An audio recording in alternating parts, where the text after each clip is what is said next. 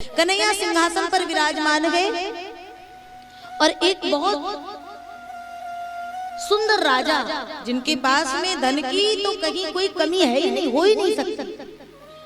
सत्राजित नाम है और उनके पास में एक मणि है जो रोज प्रतिदिन कुंटलों सोना उगलती है। तो कन्हैया ने कहा अगर आपको उचित लगे तो ये बता दे कि आपके घर में कुल मिलाकर के कितने लोग हैं। बोले एक मैं, मेरी पत्नी, मेरा भाई और मेरी बिटिया, मेरी कन्या। मेरा भाई नाम है प्रसेन और मेरी कन्या जिसका नाम है सत्यभामा। तो बोले कुल मिलाकर के 4 लोग गए और आप इतनी बहुमूल्य मणि अपने पास में रखे हैं, अगर आपको उचित लगे तो ये मणि हमें दे दे। जो ये कुंटलों सोना उगलती है तो इससे जो प्रजा में दीनहीन गरीब दुखी जन है उनका भी भरण पोषण अच्छे से हो जाएगा। सत्राजित जी ने इस बात को बिल्कुल भी स्वीकार नहीं किया और चले गए। अब कन्हैया को लगा भैया मणि तुम्हारी, क्यों भाई, संपत्ति तुम्हारी, भैया जिसकी वस्तु है वो ना देना चाहे। तो कन्हैया ने भी कहा नहीं हमें नहीं चाहिए, कह दिया है बस, बाकी आप जानो।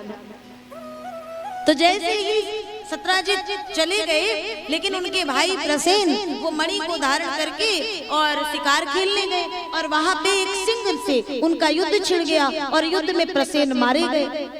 पता चला तो सत्राजित वहां गए तो लेकिन प्रसेन के शव के पास मणि नहीं है और वो सिंह मणि को लेकर के जाते गए। एक रीछ की गुफा के आगे से निकले तो रीछ की बिटिया को वो मणि बड़ी प्रिय लगी और उसके कारण से रीछ का युद्ध सिंह से हो गया और अपने द्वार के आगे गए, इसलिए वो रीछ मानो जीत गए और वो मणि को अपनी बिटिया को दे दिए। सत्राजित ने देखा कि प्रसेन का शव तो है लेकिन वो मणि कहीं नजर नहीं आ रही, तो इशारा सीधे कन्हैया पे गया कि कृष्ण ने मणि मांगी थी तो हमारे भाई को मार करके और मणि ले ले। भगवान कृष्ण ने सुना तो इस बात को सह ना सके और सीधे पहुंचे वहां उस स्थान में, वन में जहां प्रसेन का शव है। वहां से आगे बढ़े, सिंह के चरण के निशान, वहां से आगे बढ़े तो रीछ की गुफा तक पहुंचे। वहां एक सुंदर सा पालना, बड़ा ही सुंदर झूला पालना पड़ा है और उसमें बड़ी रूपवानी कन्या बैठी है और उसके हाथ में वो चमचमाती दमकती हुई वो मणि है जिसको लेकर के वो क्रीड़ा कर रही, खेल रही है।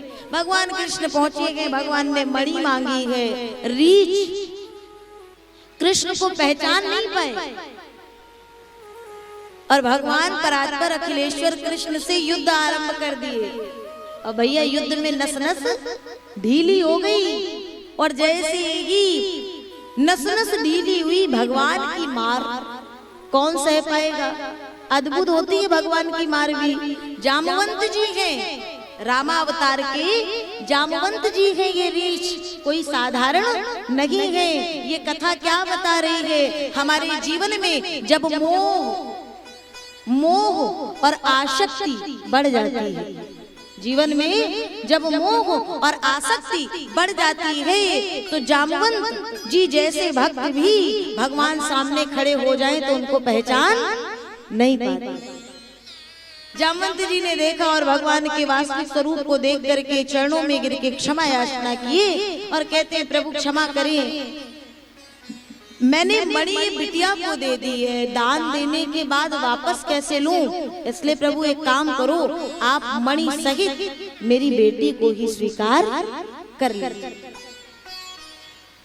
तो भगवान ने जामवंत जी की इस भावना को, इस भाव को रखा और उनका दूसरा विवाह जामवती जी से स्वीकार हुआ, संपन्न हुआ और जामवती जी से विवाह करके वहां से आए सत्राजित को मणि दी और बाद में सत्राजित को भी लगा हमने कृष्ण पर बेवजह इतना बड़ा कलंक लगाया, इतना बड़ा दोष दिया, तो उन्होंने अपनी बिटिया का दान, सत्यभामा जी का दान उन्हें कर दिया। इस पद्धति से सत्यभामा जी से तीसरा विवाह संपन्न हुआ।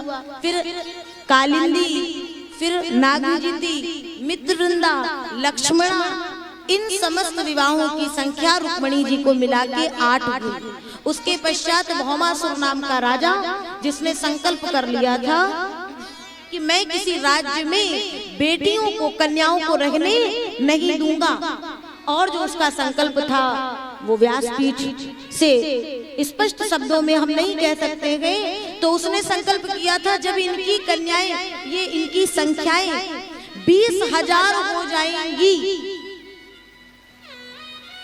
तो मैं इस पद्धति को कुछ समय के लिए रोकूंगा, बंद करूंगा। लेकिन कृष्ण को जब पता चला तो उस समय कन्याओं की संख्या थी 16,100। तो भगवान कृष्ण गए और जाकर के युद्ध के साथ उस भौमासुर को मार तो दिए, कन्याओं को कारागार से छुड़ा दिए और कहते जाइए अपने अपने घरों की ओर लौट जाइए। तो कन्याएं कहती हैं प्रभु या तो हम मृत्यु को स्वीकार कर लें या तो आप हमें स्वीकार कर लें। ये जगत अब हमें स्वीकार करने वाला नहीं है, इसलिए उन इतनी कन्याओं को, निरपराधी कन्याएं बेवजह मारी जाएंगी, इसलिए सबको मानो आसरा देने के लिए भगवान ने सबसे ब्याह संपन्न किया। अब तो भगवान पर कोई संशय जल्दी लगना नहीं चाहिए, लेकिन जगत में जो कुतर्की लोग हैं उनके पास में कोई काम ही नहीं, उनको भगवान ही मिलता है।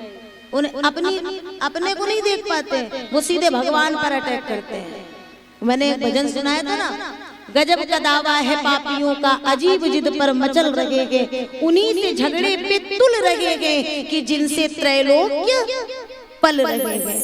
भगवान का ब्याह हो गया है, हर एक रानी से 10-10 पुत्रों की प्राप्ति हुई, बढ़िया सुंदर लीला चल रही है सरकार, दिन पे दिन बीत रहे हैं और आज पुत्र बड़े हो गए, कहते समयानुसार ब्याह भी हो गया, बहुएं भी आ गई। लेकिन कन्हैया जब महलों में जाएं तो बहुएं सब चकित रह जाएं, भ्रमित हो जाएं कि हमारे पति जी कौन है और ससुर जी कौन है। क्यों? क्योंकि भगवान श्री कृष्ण 15 वर्ष के आगे दिखते ही नहीं है।